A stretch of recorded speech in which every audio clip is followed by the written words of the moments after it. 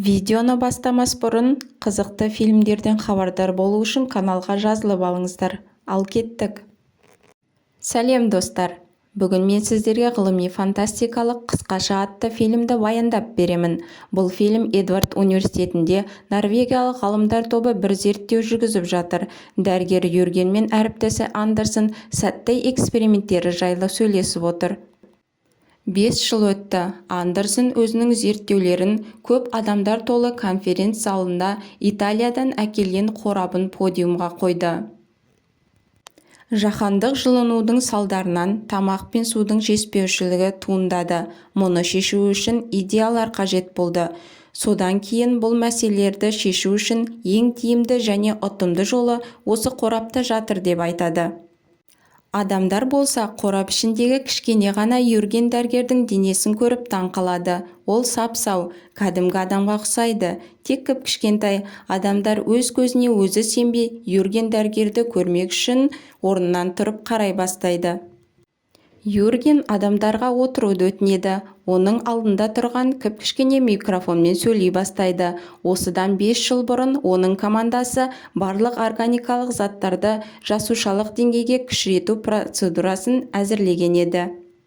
Яғни 1 метр 80 сантиметр болған адам 13 сантиметрге дейін кішірейтілді. Осы процесті қолданып Юрген кішкентай адамға айналды. Бұл процедура көптеген өсімдіктер мен жануарларға қолданылып, және бұл процесс қайтарымсыз жүреді. Жанама әсерлері жоқ екендігі анықталады. 36 ерікті дәрігер Юргеннің командасына қосылды, және олар содан бері кішкентай адамдар секілді өмір сүріп келеді. Процедура тек қана тіс және басқа да протездерді шығаруды қажет етеді. Содан кейін олар кішкентай адамға айналады. Қазір жобаның еріктілері кішкентай адамдардың соңғы 4 жылдағы колониясында олардың кішкентай балалары бар. Көрермендер мұны көріп, қуана қол шапалақтайды. Қазір тарихтағы ең үлкен жаңалық адамдардың мөлшерін азайту тұжырымдамасы енгізілді. Бүкіл әлем бойынша телебағдарламаларда көрсетіле басталды және тартымды жаңалыққа айналды. Ғаламды аман-есен алып қалу, өмір сапасын жақсарту үшін енді адамдарды кішірейту түсінігі енгізіле басталды.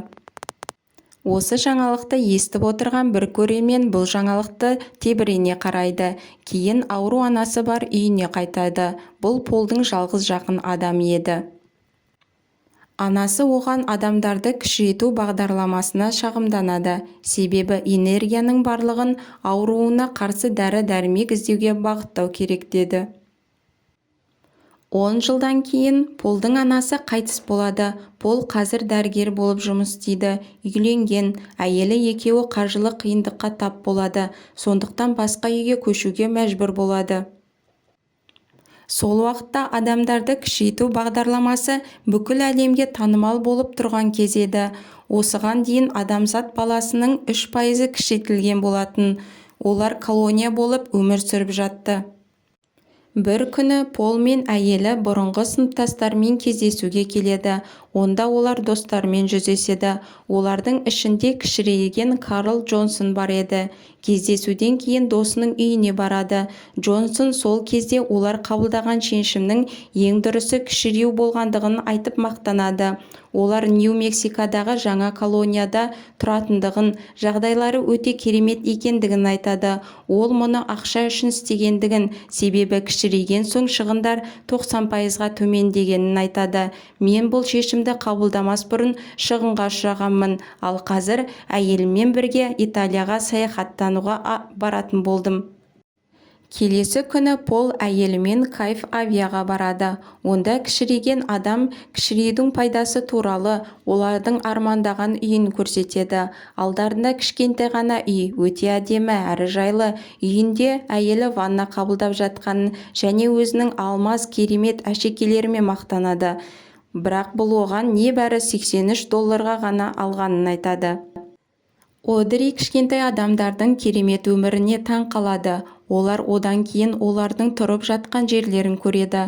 Колония тормен жабылған екен. Тор оларды масалардан және ультра күлгін сәулелердің зиян әсерінен қорғайды.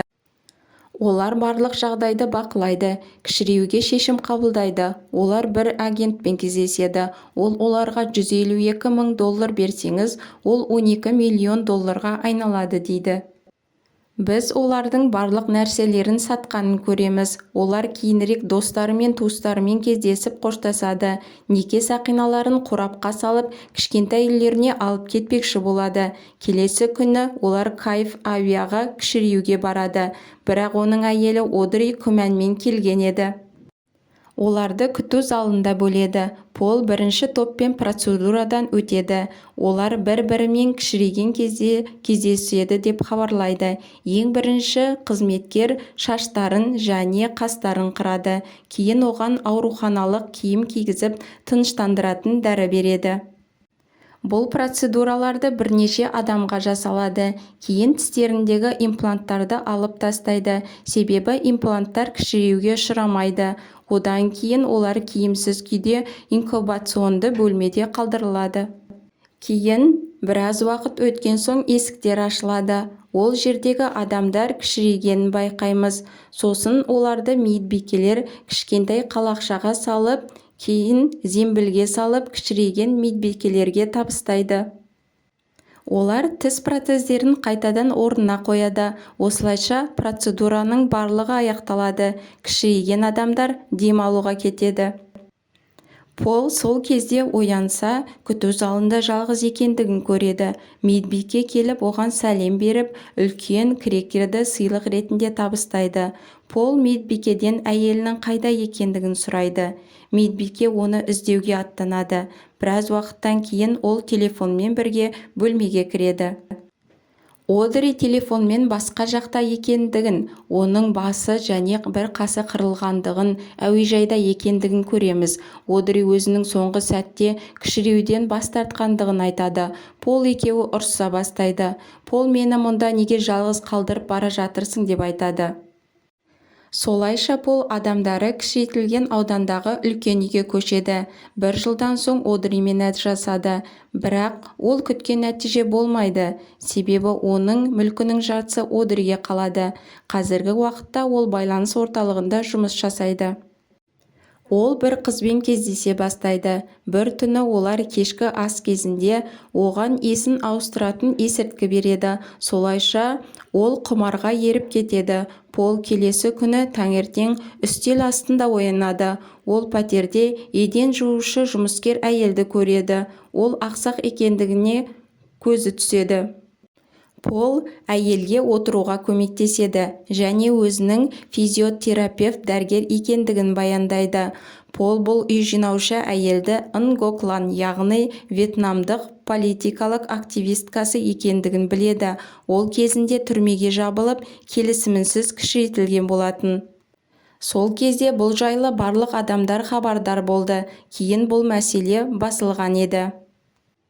Солайша Пол Нгок Ланмен жақынырақ таныса бастайды. Нгок Лан тұратын ауданға барады. Ол адамдардың өте кедей екендігін, жағдайларының нашар екендігін көреді.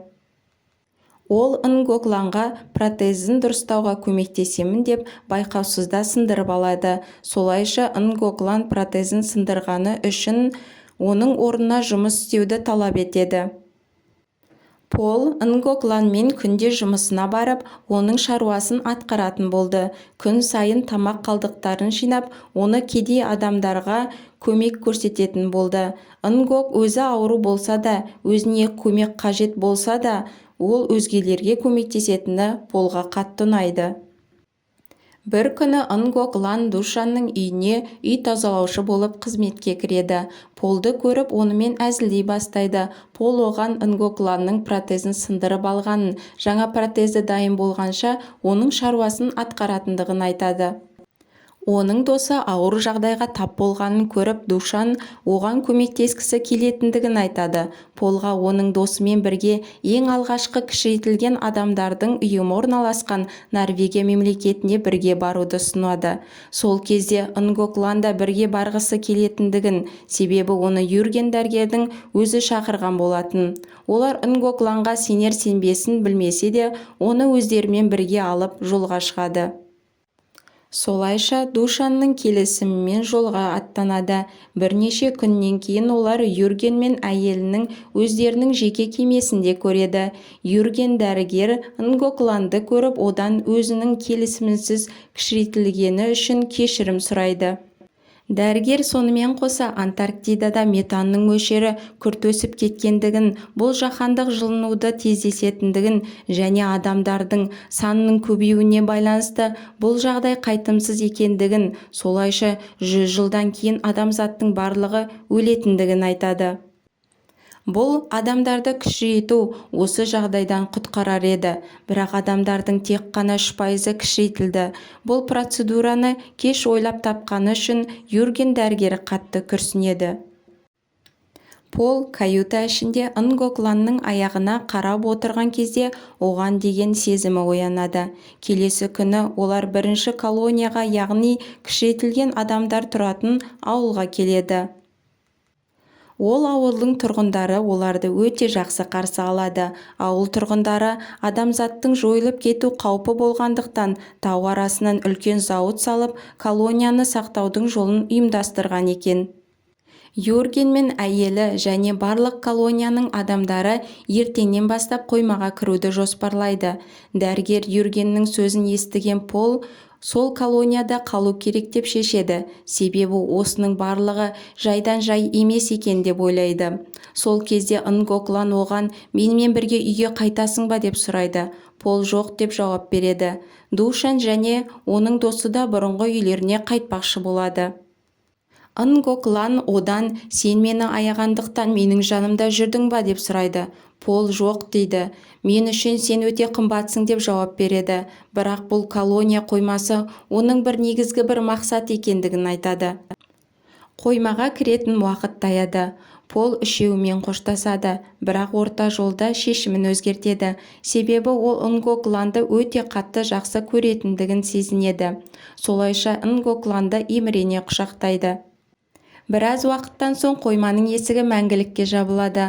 Пол мен Нгок өздері тұратын Кайф авиаға оралып, жайлы өмірлерін сүреді. Олар үнемі жағдайы төмен адамдарға көмек беріп отырады.